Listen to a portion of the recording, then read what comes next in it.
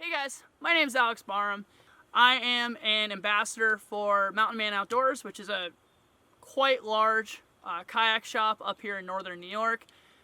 And I am, the creator of this YouTube channel and just sort of a community organizer in general. So that means I get a ton of questions from intermediates and beginners who are trying to figure out what their next boat purchase is going to be. And I completely understand that we all have a budget to stick to. We only have so much room on our roof racks. But really what I want to stress today is the concept of a quiver.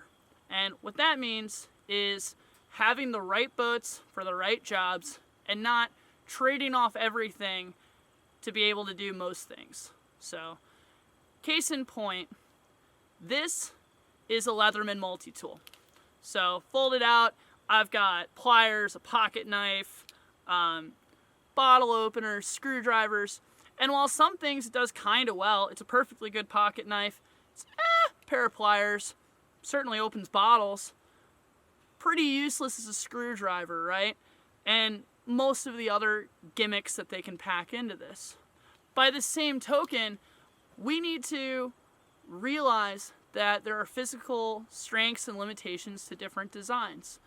And really this has come to the forefront in the last couple of years with the rebirth and now evolution of the free ride or half slice boat.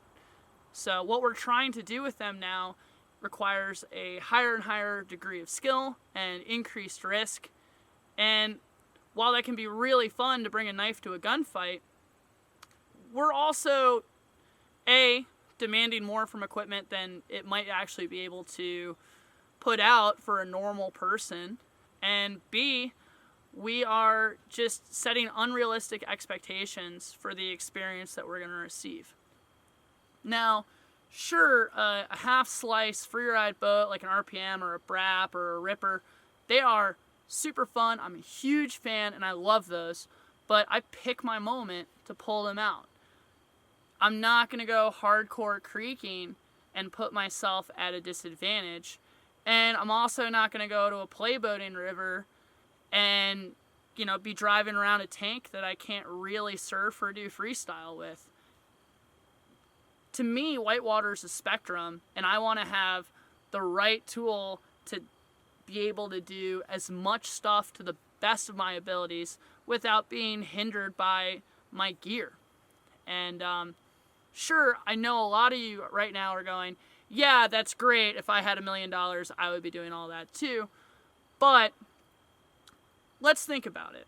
If I am doing absolutely everything in the generalist boat that I use a lot, which is an Axiom, I'm going to kill that Axiom every year, no questions. And I won't get to go out there and experiment and really play with other things or have different boats to challenge me on my fundamentals when I switch from one to the other.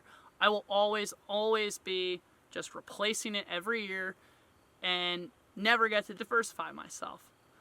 On the flip side, once I've built a quiver, I spread out the impacts of my abuse across numerous boats, and each boat lasts 3 or 4 times longer because I'm not just destroying one at a time. By the same token, when I do break a boat, I have others that I can go and enjoy while I have to save up to replace another one. In terms of the mechanics of why one boat just isn't going to do everything, let's just think about it in terms of numbers. A freestyle boat, even if you're not throwing air screws and phonics, that's roughly a 6-foot boat, if not shorter.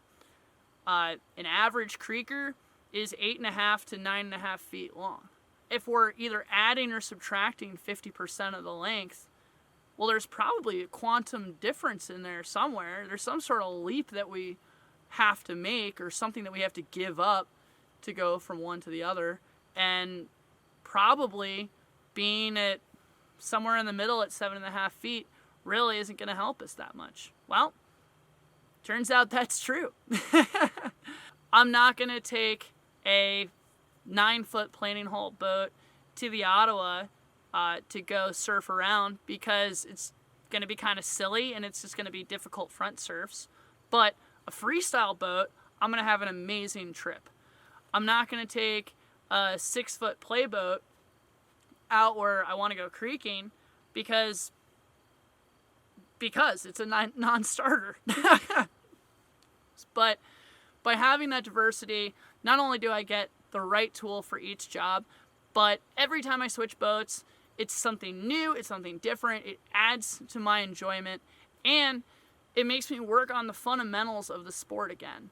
You know, I see so many people who say to me, I would love to go playboating, but I can't roll playboats, or I don't trust my roll in a playboat, or I only playboat and I don't like rolling a creek boat because I can't reach as high to get it to come up, or something really silly like that, where if instead of pigeonholing yourself, you paddled across the spectrum, you'd be able to paddle more days in the year and be a better paddler.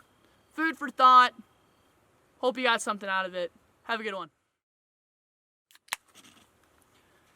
You know, the funny thing is, a quiver is supposed to be a bunch of arrows which are as identical as possible in archery, but in slang, it's supposed to be a diversity in the same place to choose from.